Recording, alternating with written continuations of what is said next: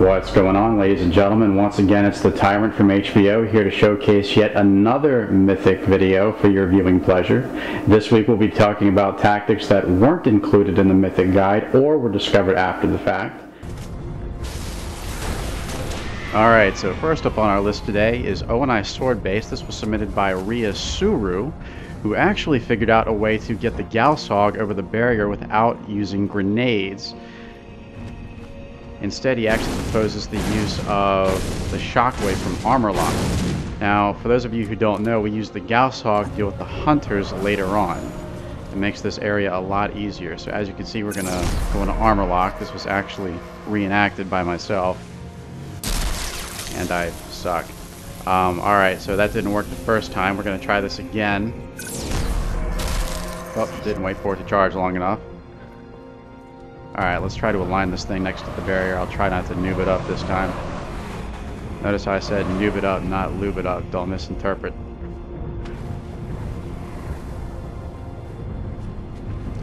Alright, let's try this again.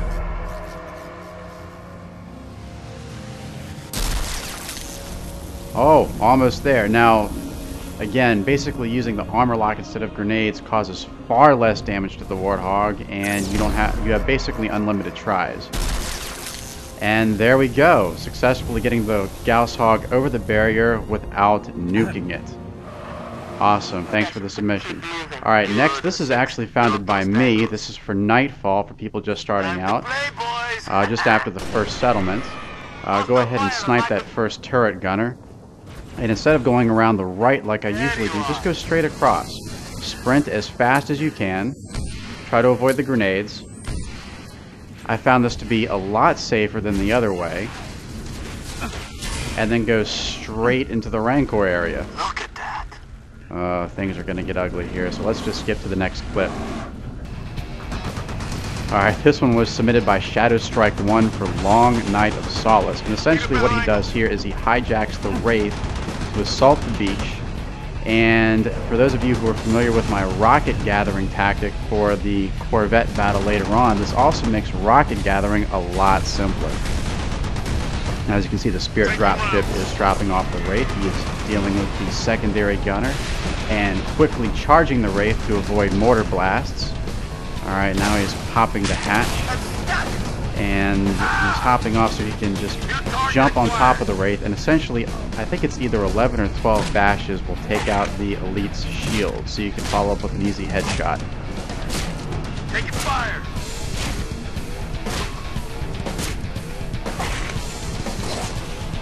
Bam! The Wraith is his.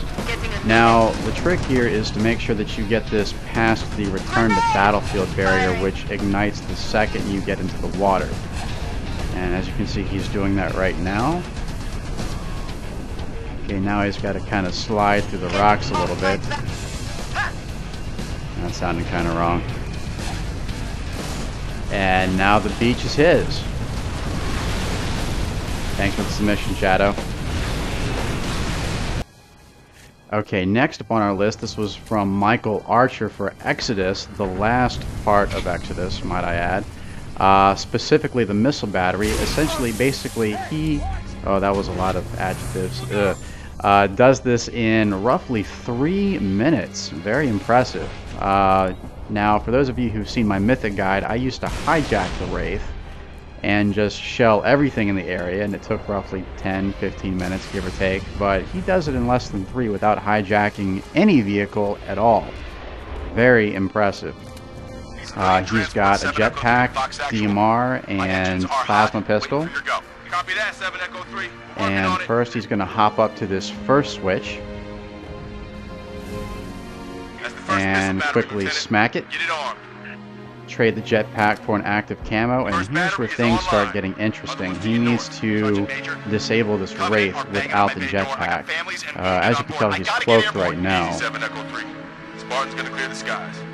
And he's getting close enough so that when he kills the secondary gunner, the Wraith will boost towards him. His reaction time is far better than mine. Toro! Toro! That sounded about as enthusiastic as the Covenant are on reach. The Covenant are on reach. First Wraith is down. Now he's going for the second switch. He's going to hop up here again with the seemingly infinite camo. Alright, now he's got the second Wraith to deal with. Again, the secondary gunner goes first. He's going to plasma pistol it to disable it. Alright, now the two biggest threats in the area are down. Now he has to basically hit the switch that will activate the batteries inside the control room. For those of you who are oblivious of this section, this is one of the most trying parts of the mission. That switch is guarded by not one, but two brute chieftains. One with a hammer and one with a fuel rod gun.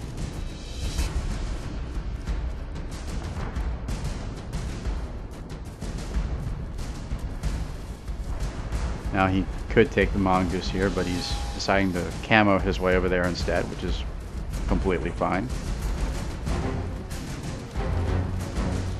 And there's a Marine doing nothing. Alright, he's going to take out that ghost. Excellent. There are a few grunts standing in his way. Deal with those two. Make this as smooth and slick as possible. That's what she said. Alright, so we've got the Hammer Chieftain in the way. Oh, that's right. You better run. Alright, now you can kind of hear that he's camoed himself again. He's going to jump up these ledges here and very quickly activate the switch and jump down. Mission complete. Awesome. Our final video was submitted by Ultimate RC, a regular on the Mythic forums, very talented speedrunner. And this is for New Alexandria, perfect for next week's laser challenge. This is how to do the hospital in literally like a fifth of the time. Now, as you can see, he killed his two secondary gunners. Murderous.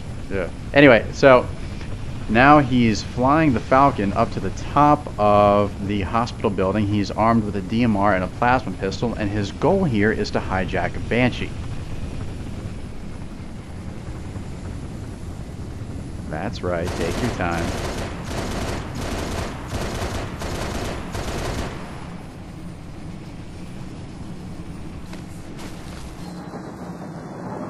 There we go. Now he's basically lured the Banshees up here, and he's waiting for one to get close enough. Ah, there they are.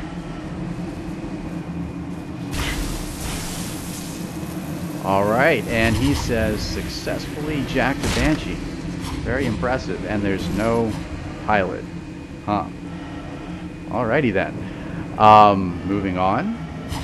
Now you'll notice that once he gets down here, the first thing he's going to do is jump out and use the DMR to destroy the right wing of the Banshee. This is so that he can fit it through the door. Now he's going to pull some pretty trippy stuff in here in a second. I've watched this myself a few times, and it's pretty impressive to say the least. He's got to open that door first. Alright, now he's going to basically use the Banshee to slide down the ramps. Oh god, night vision. It hurts. Already got an evac transport on the way. Going through every floor, and he's basically skipping past all the enemies. Notice how none of the brutes in this room spawned. And here's where it gets kind of tricky. He's going to activate or deactivate the jammer quickly. Push the Banshee far away while it explodes.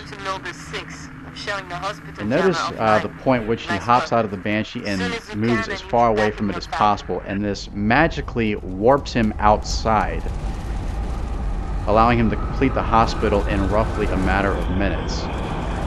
And of course, from here he just simply calls for evac, and moves on to the next objective.